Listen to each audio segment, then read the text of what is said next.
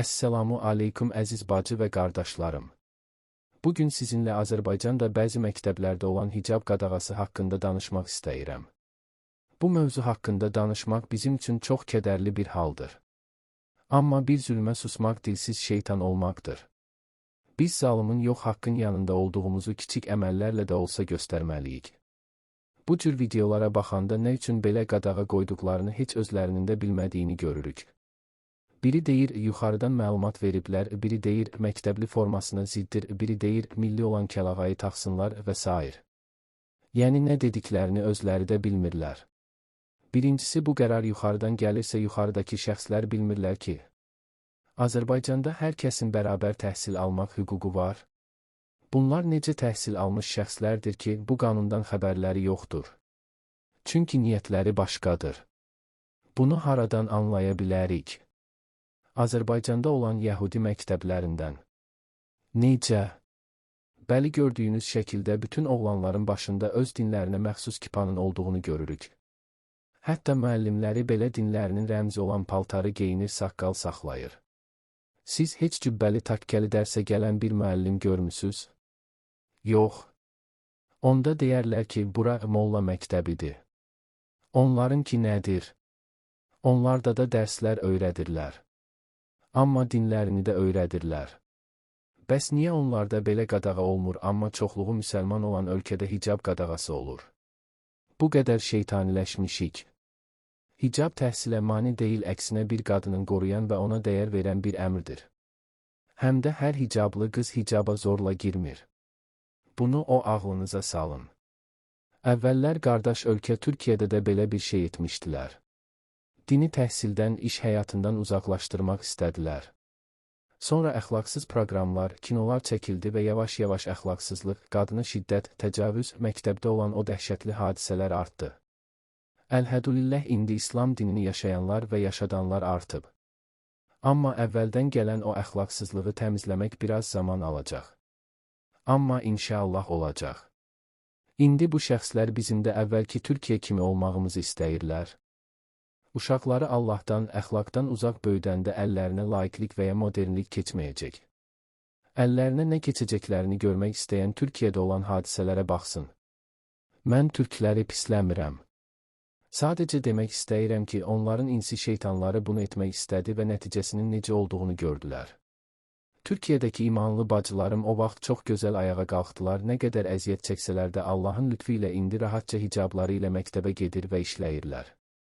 Həm də üst səviyyələrdə işləyirlər. Biz də Allahın izni ilə ayağa qalxaq və buna dəstək olmayıb bu xəbəri yayaraq bir şeylər edək. Bu qadağa başqa ölkədə də olmuşdu, sabahsı gün məktəbin digər qızları da hicabla gəldilər və öz tərəflərini bəlli etdilər. İnşallah bizdə də belə olar, amin. Hələ şəxsiyyət vəsiqəsini hicabsız çəkmək də var, digər qeyri-müsəlman olan ölkələrdə hicabla çəkməyə icazə var, onların modelləri buna icazə verir. Bəs biz də onlar kimi modern olmaq istəmirdik. Onda niyə buna da icazə verilmir? Çünki siz din düşmənisiz. İkinci olaraq, bu nə milliyyətə aiddir, nə də hər hansı bir əraziyə. Bu Allahın bizə əmridir. Buna görə kəlağayı taxsınlar, hicab geyinməsinlər sözü çox məntiqsizdir. Bu əmrdən də görünür ki, hicabı məktəbə aid olmadığı üçün yox, dinə düşmən olduğu üçün edirlər. İstəyən kəlağayı taxsın, bir söz demirik, amma bizim hicabımıza mane ola bilməzsiniz. Bunu bəzi direktorlar öz başına edir. Çünki belə bir qanun təhsil hüququnda yoxdur. Bu şəxslərə dərhal nəzarət edilsin. Əgər bu qanunlara əməl olunmayacaqsa, bu qanunlar niyə var? Hicab nə Ərəbistana, nə Ərəbə, nə də İrana aiddir. Allahın biz qadınlara qoyduğu gözəl dəyərdir. Bizi maddə olmaqdan qurtarır. Cəmiyyətdə qadınları başqa şəkildə istifadə etməkdən qoruyur. Allah bizi sadəcə maddə kimi istifadə etməkdən qurtarır və bizi ağlımızla, qabiliyyətimizlə önə çıxarır. İndi isə sizə bizim hüquqlarımızı təqdim edim. Maddə 3. Təhsil sahəsində dövlət siyasətinin əsas prinsipləri. 3.0. Təhsil sahəsində dövlət siyasətinin əsas prinsipləri aşağıdakılardır. 3.0.1. Humanistlik, milli və ümumbəşəri dəyərlərin, şəxsiyyətin azad inkişafının, insan hüquqları və azadlıqlarının Sağlamlığın və təhlükəsizliyin, ətraf mühitə və insanlara qayğı və hörmətin, tolerantlıq və dözümlülüyün prioritet kimi qəbul olunması. 3.0.2 Demokratiklik, təhsil alanların azad düşüncə ruhunda tərbiyə edilməsi, təhsilin dövlət-ictimai əsaslarla təşkilində və idarə edilməsində səlahiyyət və azadlıqların genişləndirilməsi, təhsil müəssisələrinin muxtariyyətinin artırılması. 3.0.3 Bərabərlik, bütün vətəndaşların bərabər şərtlər əsasında təhsil almasına imkanlar yaradılması və təhsil hüququnun təmin olunması. 3.0.4 Millilik və dünyəvilik, milli və ümumbəşəri dəyərlərin qorunması və onların dialektik vəhdətinin təmin edilməsi əsasında dünyəvi təhsil sisteminin yaradılması və inkişaf etdirilməsi. 3.0.5 Keyfiyyətlilik, təhsilin mövcud standartlara, normalara, sosial-iqtisadi tələblərə, şəxsiyyətin, cəmiyyətin və dövlətin maraqlarına uyğunluğu. 3.0.6 Səmərəlilik, təhsilin və elmi yaradıcılığın daim inkişaf edən, faydalı və son nəticəyə istiqamətlənən müasir metodlarla təşkili. 3.0.7 Fasiləsizlik, vəhdətlik, daimilik, mövcud təhsil standartları, tədris proqramları və planları əsasında təhsilin bir neçə səviyyədə əldə edilməsi imkanı, təhsilin ayrı-ayrı pillələri arasında sıx dialektik qarşılıqlı əlaqənin təmin olunması və onun insanın bütün həyatı boyu ardıcıl davam etməsi. 3.0.8 Varislik, təhsil sahəsində əldə olunmuş bilik və təcrübənin ardıcıl olaraq növbəti nəslə, dövrə ötürülməsi. 3.0.9 Liberallaşma, təhsil sahəsinin və təhsil fəaliyyətinin açıqlığının genişləndirilməsi. 3.0.10 İnteqrasiya, milli təhsil sisteminin dünya təhsil sisteminə səmərəli formada qoşulması, uyğunlaşması və qovuşması əsasında inkişafı. İndi isə təhsilin əsas məqsədini öyrənək.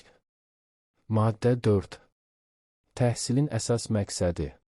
4.0 Azərbaycan Respublikasında təhsilin əsas məqsədi aşağıdakılardır. 4.0.2 Milli mənəvi və ümumbəşəri dəyərləri qoruyan və inkişaf etdirən, geniş dünya görüşünə malik olan, təşəbbüsləri və yenilikləri qiymətləndirməyi bacaran, nəzəri və praktiki bilikləri yiyələnən, müasir təfəkkürlü və rəqabət qabiliyyətli mütəxəssis kadrlar hazırlamaq. 4.0.3 Sistemləşdirilmiş bilik, bacarıq və vərdişlərin mənimsənilməsini və ixtisasın daim artırılmasını təmin etmək. Təhsil alanları ictimai həyata və səmərəli əmək fəaliyyətinə hazırlamaq. Maddə 42. Təhsil hüququ. Hər bir vətəndaşın təhsil almaq hüququ vardır. Dövlət pulsuz icbari ümumi orta təhsil almaq hüququnu təmin edir. Təhsil sisteminə dövlət tərəfindən nəzarət edilir. Və maddi vəziyyətdən asılı olmayaraq istedadlı şəxslərin təhsili davam etdirməsinə dövlət zəmanət verir. Və dövlət minimum təhsil standartlarını müəyyən edir. Təhsil haqqında qanunun 3-cü maddəsində bərabərlik var, yəni cinsindən, irqindən, dilindən, dinindən, siyasi əqidəsindən, etnik mənsubiyyətindən, sosial vəziyyətindən, mənşəyindən, sağlamlıq imkanlarından asılı olmayaraq, bütün vətəndaşların təhsil alması üçün bərabər imkanların yaradılması və ayrı seçkiliyə yol verilməməsi. Amma siz ayrı seçkilik edirsiniz. Yəni gördüyünüz kimi bu şəxslər belə şeylər edərək özlərini biabır edirlər. Allah rizası üçün əlimizdən gələni edək, gərəksə canımızı verək, amma Allah yolundan ayrılmayaq. Allaha əmanət olun. İnşallah Allahın izni ilə belə şey olmayacaq, dua və çalışmaqla Allah bizə kömək edəcək, yetər ki biz susmayaq. Allah millətimizi imanlı etsin, bu iyrənc qadağanın yayılmasına icazə verməsin. Əssəlamu aleykum və rəhmətullahi və bərəkətuh.